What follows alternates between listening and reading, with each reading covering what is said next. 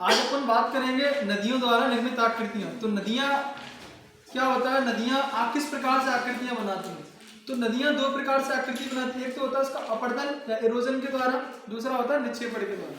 तो नदियों के द्वारा अपन बात करेंगे अपरदन के द्वारा कौन सी आकृतियां बनती हैं और ये कैसे होती हैं। सबसे पहले आती है तुम्हारी वी आकार की घाटी। तो वी आकार की घाटी का निर्माण कब होता है, जब नदी भूमि क्या करती है, अपरदन करती है, तो बीच से होती हुई बहती है। तो किस प्रकार की आकृति बनती है तुम्हारी, वी आकार की घाटी।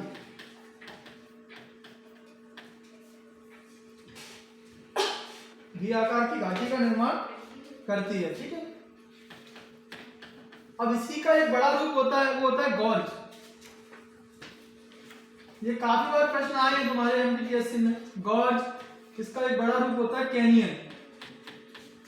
वी आकार की घाटी, गॉर्ज, कैनियन, ये सभी किसके द्वारा निर्मित आकृतियां हैं, नदियों द्वारा निर्मित आकृतियां। उसके बाद आता है तुम्हारा जलप्रपात या क्षिप्रिका।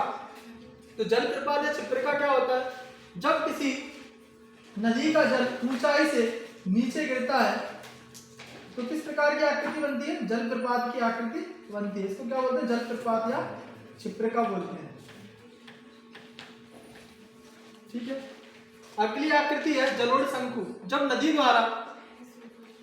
नदी द्वारा भावर प्रदेश से तराई प्रदेश में प्रवेश करती है तो उसका क्या होता है, जो अपने साथ अवसाद लेके आती है तो अपने तटों पर उसका निक्षेपण कर देती है।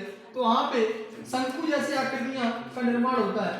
उसको क्या बोलते हैं अपन, जलोढ़ शंकु या एलुवियल कॉन इसको बोलते हैं। जलोढ़ शंकु या एलुवियल कॉन इसको बोलते हैं। अब इसी का एक होता है तुम्हारा जलोढ़ पंख। ये विश्व का सर्वाधिक उपजाऊ मिट्टी होती है जलोढ़ पंख। इसमें तुम्हारी बांगर और खादर दो प्रकार की मिट्टियां आती हैं। तो जलोढ़ पंख क्या होता है, जब भावर प्रदेश से नदी आगे बढ़ती है तराई प्रदेश में तो क्या करती है, अपने बगल में जलोढ़ मिट्टी का निक्षेपण कर देती है। इसको अपन क्या बोलते हैं, जलोढ़ पंख बोलते हैं। ये मुख्यतः आकृतियां तुम्हें उत्तर भारत के मैदान में देखने को मिलेगी, नदियां हैं इस तरह। ये दो प्रकार का होता है, एक होता है बांगर, एक होता है खादर। एक होता है बांगर, एक होता है खादर। ये नवीन जलोढ़ है, इसको बोलते हैं बांगर। ये पुराना जलोढ़ है, इसको अपन बोलेंगे खादर।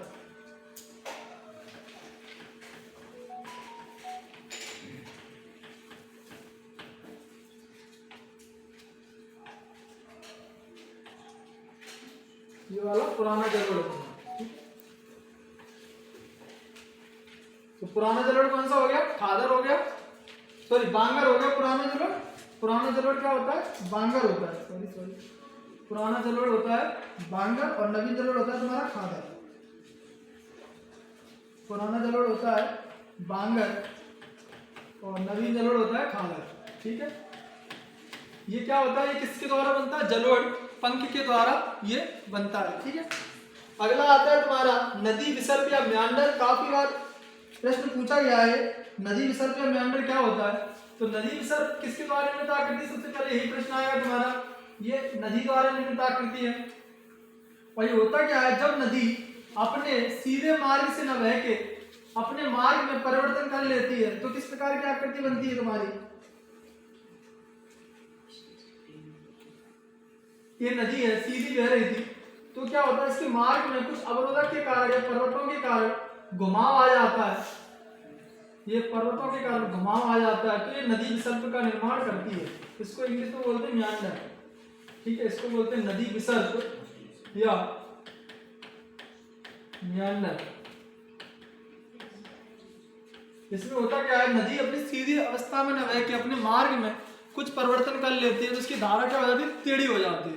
तो क्या हो जाता है, ये नदी विसर्प या म्यांडर बन जाता है। अगला है गोकुर झील। तो गोकुर झील क्या होता है, वो भी ऐसा ही रहता है। गोकुर झील का होता है, जो नदी थी वो सीधी बह रही थी, तो सीधी बहने के बाद क्या हुआ, और उसका कुछ भाग इस प्रकार से टेढ़ा हुआ, पर उसके उपरांत नदी पुनः सीधी हो जाती है और वहां पर जो पानी भरा हुआ था, इसमें जिसमें पानी भरा हुआ था वो इसी में भरा रह जाता नदी, ये भाग नदी से कट जाता है, जो हिस्सा है ना ये नदी से क्या हो गया, कट गया, तो ये क्या बना लेता है, गोकुल झील। एक प्रकार की झील का निर्माण करता है। ये झील जो होती है गाय के खुर के समान होती है, इसीलिए इसको गोकुल झील या ऑक्सबो लेक बोलते हैं, ऑक्सबो लेक बोलते हैं। ठीक है, अगला है तुम्हारा तटबंध। तो तटबंध क्या होता है, नदी द्वारा अपने तटों के पास अवसादों का निक्षेपण करके जो बनती आकृति, उसको क्या बोलते हैं, तटबंध बोलते हैं। ठीक है, ये तो क्या हो गया, तटबंध हो गया। अगला है तुम्हारा डेल्टा। तो डेल्टा क्या होता है, नदियों द्वारा बहाकर लाए गए अवसादों का अपने मुहानों पर निक्षेपण के द्वारा निर्मित आकृति को अपन क्या बोलते हैं, डेल्टा बोलते हैं। तो डेल्टा जो आकृति है वो कैसी बनती है, त्रिभुजाकार आकृति होती है। तो डेल्टा होता है वो कैसा होता है, त्रिभुजाकार होता है। कहाँ कहाँ बनता है, ये मुहानों पर। ये हो गया सागर और ये हो गया स्थल। ये नदी बहकर आ रही थी और ये अपने साथ अवसाद लेके आ रही थी, तो उसने अवसादों का यहाँ पर क्या कर दिया, निक्षेपण कर दिया। तो इस प्रकार की डेल्टा या त्रिभुजाकार आकृति बन गई। इस प्रकार ये क्या बन गई, त्रिभुजाकार आकृति बन गई, जिसको अपन क्या बोलेंगे, डेल्टा। ठीक है, तो डेल्टा कई प्रकार के होते हैं। एक तो तुम्हारा चापाकार डेल्टा होता है, एक पंजाकार डेल्टा होता है। ठीक है, तो और एक होता है ज्वार नदमुख। इसी में होता है ज्वार नदमुख या एस्चुरी, ज्वार नदमुख या इसको बोलते हैं एस्चुरी। तो क्वेश्चन काफी बार आया है, भारत में कौन सी नदियां हैं जो एस्चुरी का निर्माण करती हैं। तो एस्चुरी का निर्माण कौन सी नदियां करती हैं, तुम्हारी ताप्ती और नर्मदा। ये जो पश्चिमी घाट पर जितनी भी नदियां गिरती हैं वो क्या करती हैं, एस्चुरी का निर्माण करती हैं। ठीक है, और जो चापाकार डेल्टा था उसका निर्माण कौन करता था, जो चापाकार डेल्टा है, चापाकार डेल्टा, इसका निर्माण करती है तुम्हारी गंगा ब्रह्मपुत्र नदियां। ये क्या, पंजाकार डेल्टा, इसका करता मिसिसिपी मिसौरी।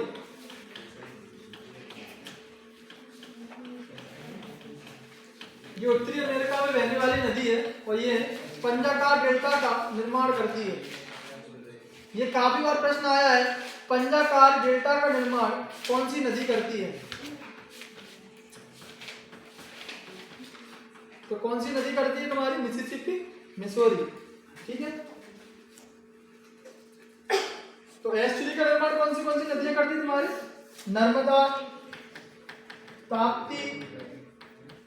ठीक है, या एस्चुरी या ज्वार नदमुख का निर्माण करते हैं। ठीक है, तो उम्मीद करते हैं नदियों द्वारा निर्मित आकृतियां आपको पसंद आई होंगी। मिलते हैं अगली क्लास में। ठीक है।